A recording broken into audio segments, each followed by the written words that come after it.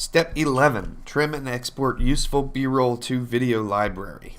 This tutorial covers how to do it, not which clips are important.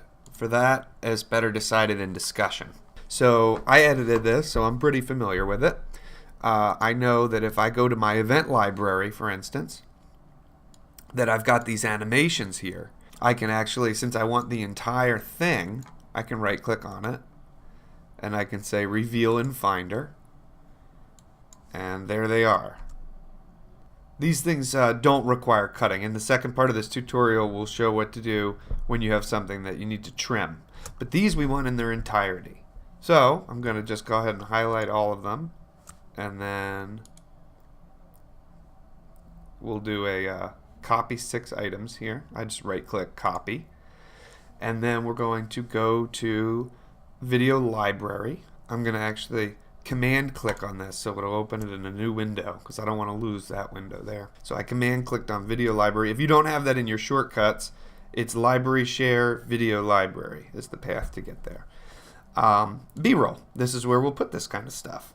And this particular video is about subcutaneous implantable defibrillators, which would fall under the category of heart. I named this folder heart and cardiac because when you're searching, you might search either of those terms. Let's go inside there. You'll see I've already got a folder in here with minimally invasive heart valve. I'll make a new folder.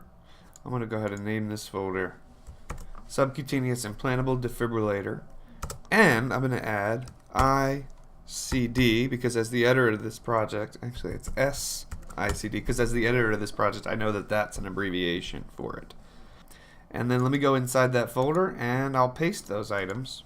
Paste. That was a perfect example of things that can just be dragged over and put into a folder so that they're easy to find later. What about these things? We've got this this B-roll here. It's kind of shaky. We're never going to use that shaky part. Let me fast forward a little. But maybe we might want that part, and we might want to call it Dr. Freeling and Dr. Wish. So let's go back into the project and we'll show you how to do that. So I'm going to go ahead and make a new sequence here, a new project I should say, and I'm going to call this exports for B-roll. So I'm just going to scroll through very quickly and find things that are good. These are all interview. This is good. I want to grab these as often as possible. They come in handy. So I'm going to start, I don't care if it's a little shaky because I don't know how long I'm going to want to hold on it, but I'm going to find the best spot here. I'm going to use E to put that down here in the project. So now I'm going to go to File, Export, well it's Share actually, File, Share, Master File, and I'm going to name this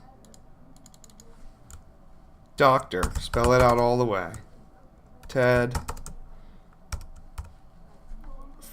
How do you spell that? F-R-I-E-H.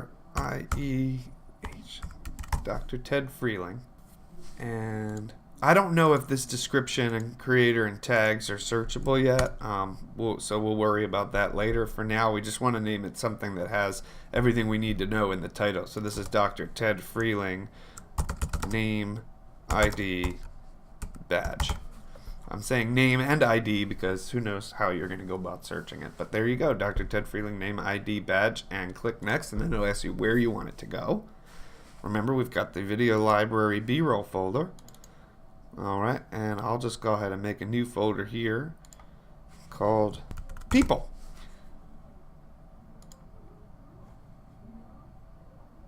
Save.